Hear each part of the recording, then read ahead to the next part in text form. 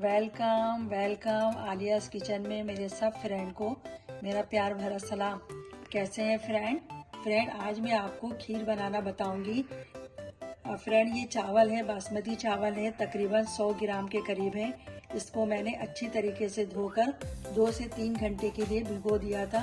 मैंने साबित बासमती लिया है, आप चाहें तो छोटे वाले बासमती चावल भी ले सकते हैं। अब जो है मैं इस चावल को एक मिक्सी जार में डालकर बारीक पीस लूंगी।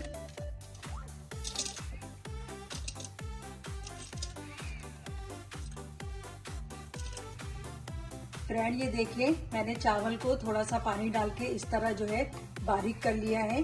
अब मैं एक कढ़ाई लूंगी और उसमें तकरीबन 1 किलो के करीब दूध डालूंगी और जब दूध में बॉयल आ जाएगा तो ये पिसा हुआ चावल इसमें ऐड कर दूंगी।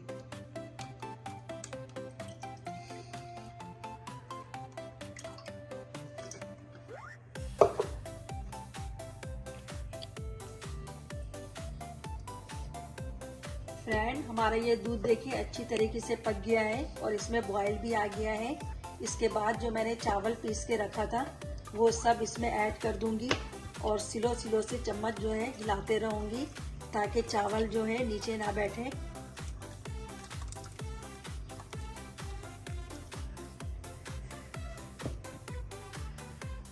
फ्रेंड ये 2 अदद इलायची है, छोटी इलायची, वो मैं इसमें डाल रही हूँ, इससे खुशबू बहुत अच्छा आता है। अब आपको मुस्तकिल जो है चम्मच हिलाते रहना है और आंच को जो है हल्का कर दीजिए और कम से कम 1 घंटे के लिए इसको पकाएं। फ्रेंड देखिए ये हमारा खीर बहुत अच्छी तरीके से पक चुका है और ये गाढ़ा भी हो गया है।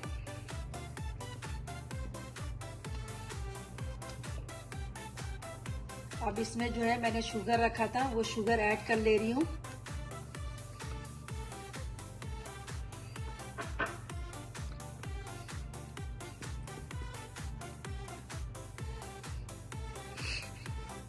और फ्रेंड शुगर डालने के बाद कम से कम मैं इसको 10 से 15 मिनट और पका लूंगी स्लो आंच में ताकि हमारा ये खीर जो है थोड़ा गाढ़ा हो जाए।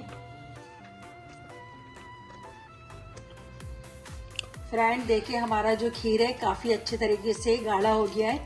इसमें मैं 2 से 3 कतरा जो है वनीला एसेंस डाल रही हूँ और कुछ मेरे पास ड्राई फ्रूट है वो मैं इसमें डाल रही हूँ।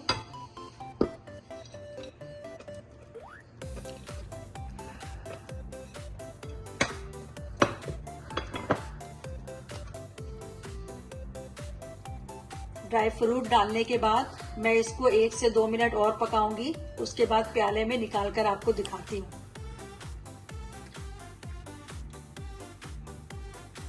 फ्रेंड देखिए मैंने ये खीर को बॉल में निकाल लिया है और ऊपर से कुछ ड्राई फ्रूट थे वो डाल लिया है।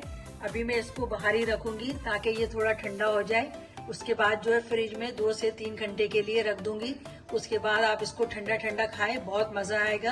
अगर आपको मेरी वीडियो पसंद आए तो इस वीडियो को लाइक कीजिए और मेरे चैनल को सब्सक्राइब कीजिए कि हर नई आने वाली वीडियो की नोटिफिकेशन आप तक पहुंच सके। अपना बहुत ख्याल रखें। अल्लाह हाफिज।